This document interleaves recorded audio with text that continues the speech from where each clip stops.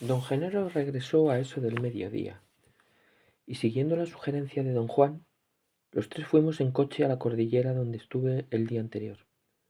Caminamos por el mismo sendero que seguí, pero en vez de detenernos en la meseta alta como yo había hecho, continuamos ascendiendo hasta alcanzar la parte superior de la cordillera más baja. Luego empezamos a descender a un valle llano. Nos detuvimos a descansar en la cima de un cerro alto. Don Genaro eligió el lugar. Automáticamente me senté, como siempre he hecho en compañía de ambos, con don Juan a mi derecha y don Genaro a mi izquierda, formando un triángulo. El chaparral, desértico, había adquirido un exquisito lustre húmedo. Se veía verde brillante tras una corta lluvia de primavera. Genaro te va a contar algo, me dijo don Juan de repente. Te va a contar la historia de su primer encuentro con su aliado. ¿No es cierto, Genaro? Había un matiz de ruego en la voz de don Juan. Don Genaro me miró y contrajo los labios hasta que su boca parecía un agujero redondo. Dobló la lengua contra el paladar y empezó a abrir y cerrar la boca como si tuviera espasmos. Don Juan lo miró y se rió con fuerza. Yo no sabía cómo tomar aquello. ¿Qué está haciendo?, le pregunté a don Juan. Es una gallina, dijo él. ¿Una gallina? Mira, mira su boca. Ese es el culo de la gallina y está a punto de poner un huevo. Los espasmos de don Genaro parecieron aumentar. Tenía en los ojos una expresión rara, de locura. Su boca se abrió como si los espasmos dilataran el agujero redondo. Produjo con la garganta una especie de graznido. Dobló los brazos sobre el pecho con las manos hacia adentro y luego, sin ninguna ceremonia, escupió. ¡Carajo! No era un huevo, era un pollo, dijo con expresión preocupada. La postura de su cuerpo y la cara que tenía eran tan ridículas que no pude menos que reír. Ahora que Genaro casi puso un huevo, a lo mejor te cuenta su primer encuentro con el aliado, insistió don Juan. A lo mejor, dijo don Genaro sin interés.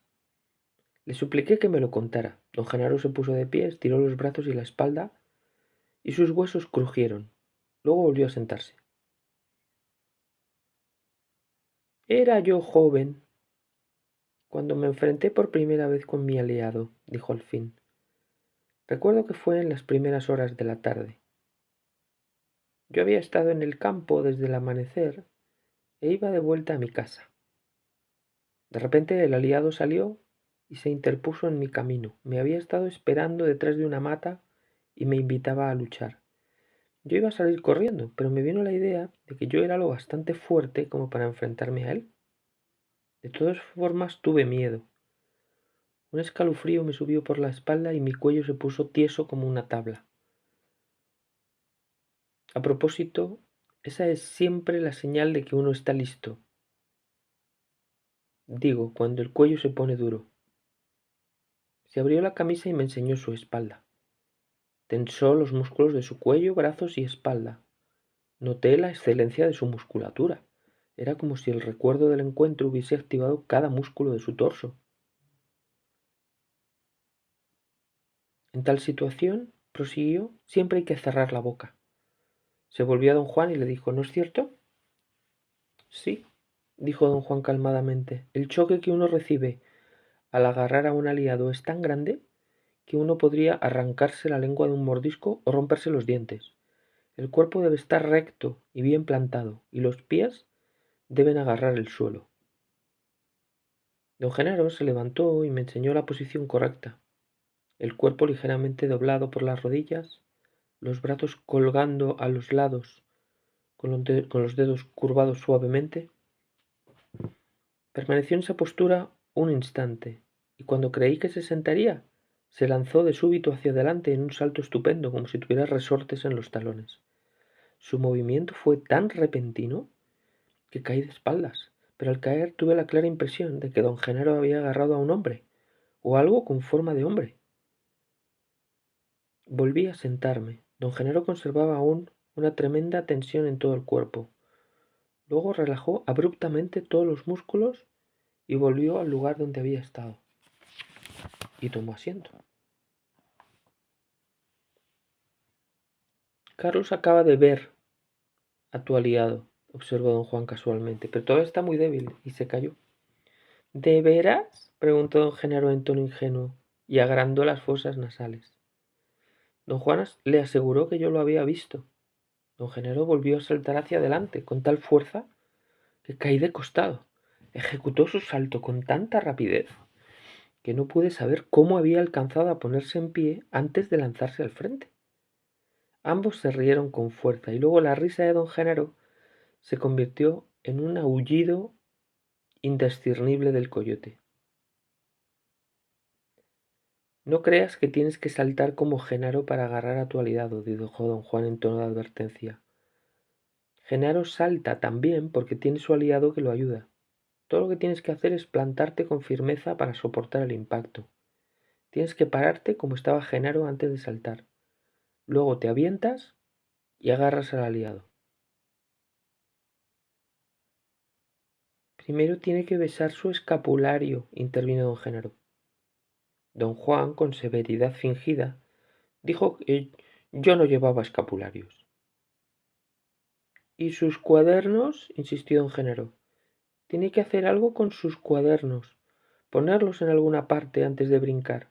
O a lo mejor los usa para pegarle al aliado. Carajo, dijo don Juan con sorpresa aparentemente genuina.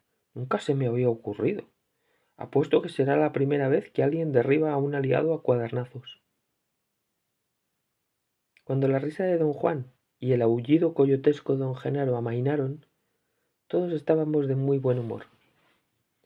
¿Qué pasó cuando agarró usted a su aliado, don Genaro? Le pregunté. Fue una gran sacudida, dijo don Genaro tras un titubeo momentáneo. Parecía haber estado ordenando sus pensamientos. La verdad es que nunca imaginé que sería así, prosiguió. Fue algo... algo... algo... mmm, como nada que pueda yo decir. Después que lo agarré empezamos a dar vueltas. El aliado me hizo dar vueltas, pero yo no lo solté. Giramos por el aire tan rápido y tan fuerte que yo ya no veía nada. Todo era como una nube. Dimos vueltas y vueltas y más vueltas. De repente sentí que estaba parado otra vez en el suelo. Me miré.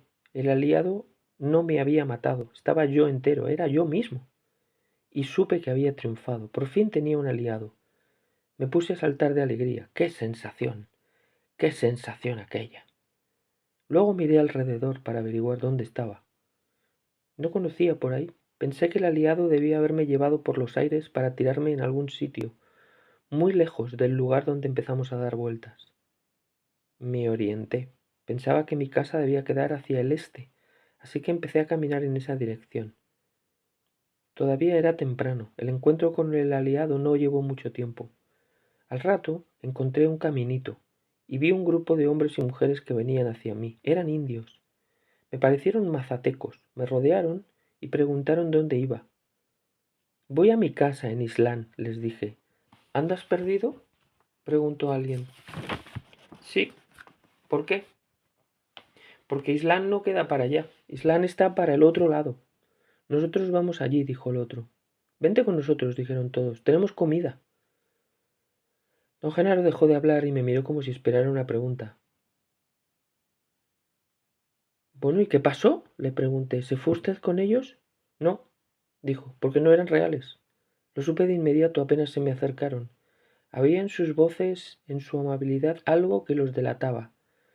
Sobre todo cuando me pedían ir con ellos. Eché a correr. Me llamaron y me rogaron que volviera. Las súplicas me perseguían, pero yo seguí corriendo. ¿Y quiénes eran? Pregunté. Personas, repuso don Genaro cortante. Solo que no eran reales. Eran como apariciones, explicó don Juan, como fantasmas.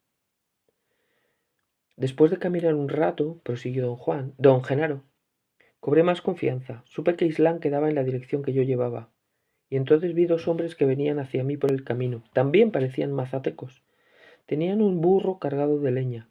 Pasaron junto a mí y me murmuraron «Buenas tardes». «Buenas tardes», dije y seguí de frente. No me hicieron caso y continuaron su camino. Disminuí el paso y como si tal cosa me volví a mirarlos. Ellos se alejaban sin preocuparse de mí. Parecían reales. Corrí tras ellos gritando «¡Esperen! ¡Esperen!». Detuvieron al burro y se pararon uno a cada lado del animal como protegiendo la carga. «Estoy perdido en estas montañas», les dije. «¿Para dónde queda Islán?». Señalaron en la dirección en la que iban. «Está usted muy lejos», me dijo uno. «Queda al otro lado de esas montañas. Tardará usted 4 o 5 días en llegar».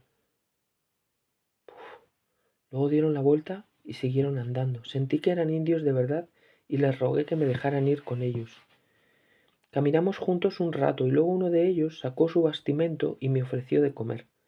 Yo me quedé quieto. Había algo muy extraño en la forma en que me ofrecía su comida. Mi cuerpo se asustó, de modo que me eché para atrás y corrí. Los dos me dijeron que moriría en las montañas si no iba con ellos, y trataron de convencerme para que volviera. También sus ruegos eran muy extraños, pero yo corrí de ellos con toda mi fuerza. Seguí andando. Supe entonces que iba bien para Islán, y que esos fantasmas trataban de apartarme de mi camino. Encontré otros 8. Deben haber conocido que mi decisión era inflexible. Se pararon junto al camino y me miraban con ojos implorantes. La mayoría no dijo una sola palabra, pero las mujeres eran más audaces y me rogaban. Algunas me enseñaban comida y otras cosas que se suponía estaban vendiendo, como inocentes vendedoras al lado del camino. No me detuve ni las miré. Ya era muy tarde cuando llegué a un valle que me pareció reconocer. Algo tenía de familiar. Pensé que había estado antes allí, pero en tal caso me lleva en realidad al sur de Islán. Empecé a buscar puntos de referencia para orientarme debidamente y corregir mi ruta, cuando vi a un niño indio que cuidaba unas cabras. Tenía unos 7 años y vestía como yo había vestido a su edad. De hecho, me recordaba a mí mismo cuando pastoreaba las 2 cabras de mi padre. Lo observé un tiempo. El niño hablaba solo, igual que yo entonces, y hablaba con sus cabras. Por lo que yo sabía de cuidar cabras, el muchacho era de veras bueno para eso. Era cabal y cuidadoso. No mimaba a sus cabras, pero tampoco era cruel con ellas. Decidí llamarlo. Cuando le hablé en voz alta, se paró de un salto y corrió a un repecho, y me espió escondido detrás de unas rocas. Parecía dispuesto a correr por su vida. Me cayó bien. Parecía tener miedo y, sin embargo, halló tiempo para pastorear las cabras y quitarlas de mi vista.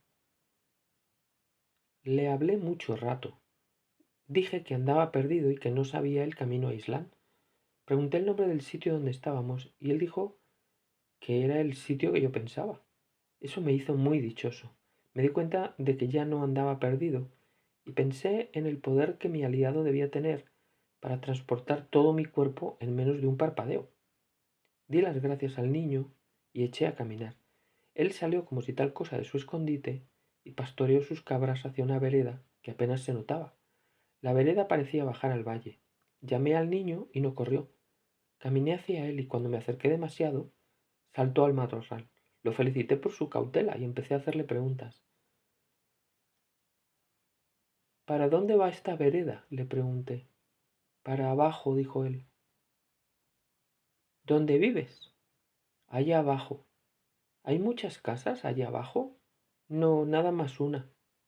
¿Y dónde están las otras casas? El niño apuntó para el otro lado del valle, con indiferencia, como hacen los niños de su edad. Luego empezó a bajar la vereda con sus cabras. ¡Espera! Le dije, estoy muy cansado y tengo mucho hambre. Llévame con tus papás. No tengo papás, dijo el niño, y eso me sacudió. No sé por qué, pero su voz me hizo titubear. El niño, notando mis dudas, se paró y volteó hacia mí. No hay nadie en mi casa, dijo. Mi tío se fue y su mujer anda en los campos. Hay bastante comida. Bastante. Ven conmigo. Casi me puse triste. El niño era también un fantasma. El tono de su voz y su ansiedad lo habían traicionado. Los fantasmas estaban dispuestos a capturarme, Pero yo no tenía miedo. Seguía aterido por el encuentro con el aliado. Quise enojarme con el aliado, con los fantasmas. Pero por alguna razón no pude enojarme como antes, así que dejé de hacer el intento. Luego quise entristecerme porque el niñito me había caído bien, pero no pude, así que también dejé eso en paz. De pronto me di cuenta de que tenía un aliado y nada podían hacerme los fantasmas. Seguí al muchacho por la vereda. Otros fantasmas salieron veloces y trataron de hacerme caer a los precipicios, pero mi voluntad era más fuerte que ellos. Deben haberlo sentido porque dejaron de molestar. Después de un rato, nada más se quedaban parados junto a mi camino. De vez en cuando algunos me saltaban encima, pero yo los detenía con mi voluntad, y luego dejaron de molestarme en absoluto. Don Genaro se calló durante largo rato. Don Juan me miró. ¿Y qué ocurrió después de eso, don Genaro?, le pregunté. Seguí caminando. Al parecer había terminado su relato y ya no había nada que desear añadir. Le pregunté por qué el hecho de que le ofrecieran comida era indicativo de su condición de fantasmas. No contestó. Inquirí más a fondo y quise saber si entre los mazatecos era costumbre negar la comida o preocuparse mucho por asuntos alimenticios. Dijo que el tono de las voces, la ansiedad por llevárselo consigo y la manera en que los fantasmas hablaban de comida eran las indicaciones, y que él supo eso porque su aliado lo ayudaba. Afirmó que por sí solo jamás habría notado sus peculiaridades.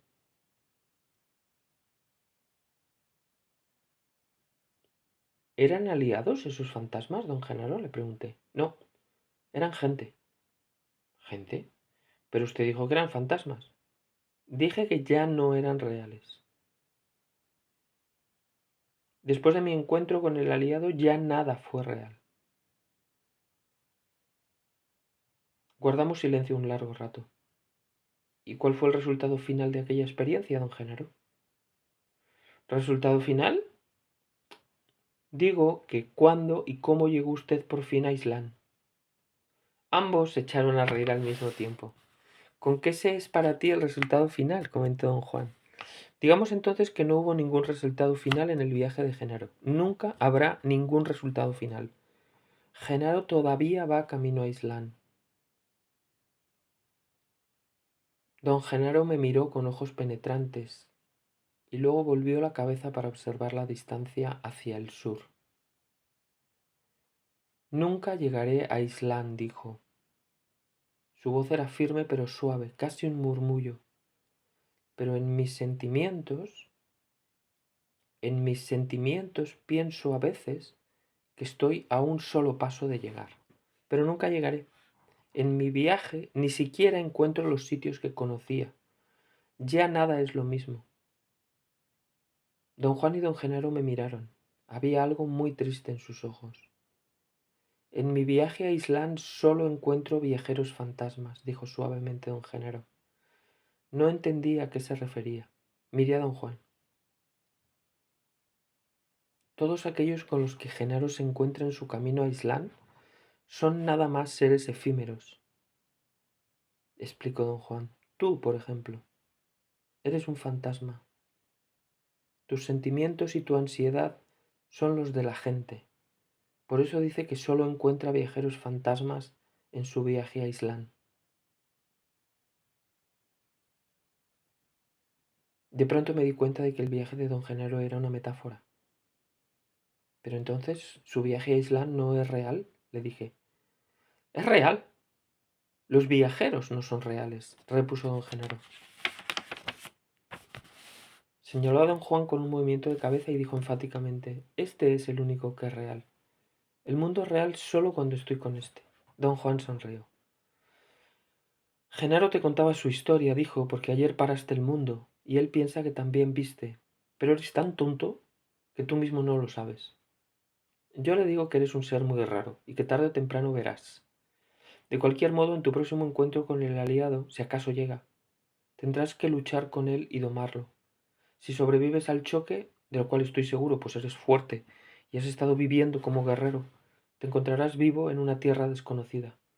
Entonces, como es natural para todos nosotros, lo primero que querrás hacer es volver a Los Ángeles. pero no hay modo de volver a Los Ángeles. Lo que dejaste allí está perdido para siempre. Pero entonces, claro, serás brujo. Pero eso no ayuda. En un momento así, lo importante para todos nosotros es el hecho de que todo cuanto amamos, odiamos o deseamos ha quedado atrás. Para los sentimientos del hombre,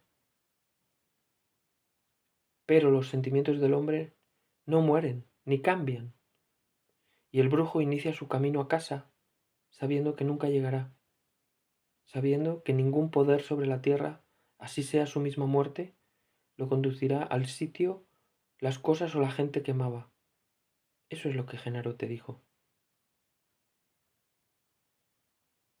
La explicación de don Juan fue como un catalizador. El pleno impacto de la historia de don Genaro me golpeó súbitamente cuando empecé a relacionar el relato con mi propia vida.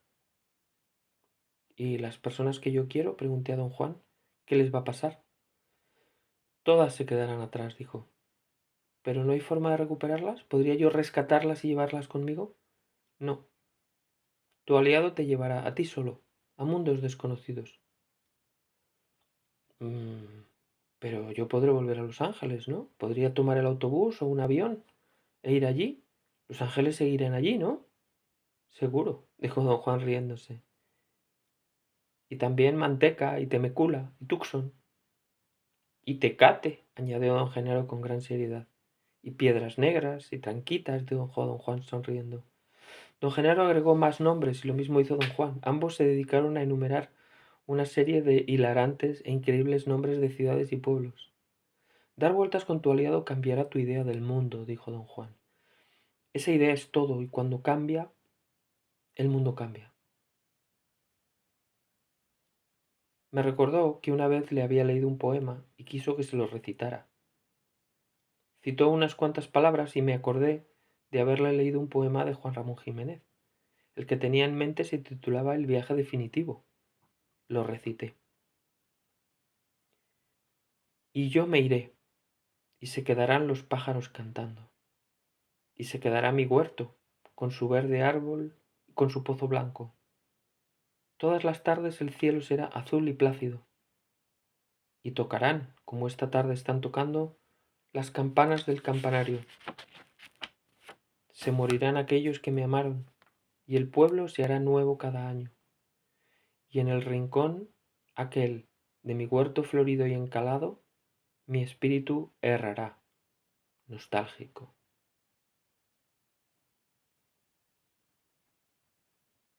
Ese es el sentimiento de que habla Genaro, dijo don Juan. Para ser brujo hay que ser apasionado. Un hombre apasionado tiene posesiones en la tierra y cosas que le son queridas, aunque sea nada más que el camino por donde anda. Lo que Genaro te dijo en su historia es precisamente eso. Genaro dejó su pasión en Islán, su casa, su gente, todas las cosas que le importaban, y ahora vaga al acaso por aquí y allá cargado de sus sentimientos, y a veces, como dice, está a punto de llegar a Islán. Todos nosotros tenemos eso en común. Para Genaro es Islán, para ti será Los Ángeles, para mí... No quise que don Juan me hablara de sí mismo. Hizo una pausa como si hubiera leído mi pensamiento. Genaro suspiró y parafraseó los primeros versos del poema. Me fui y se quedaron los pájaros cantando.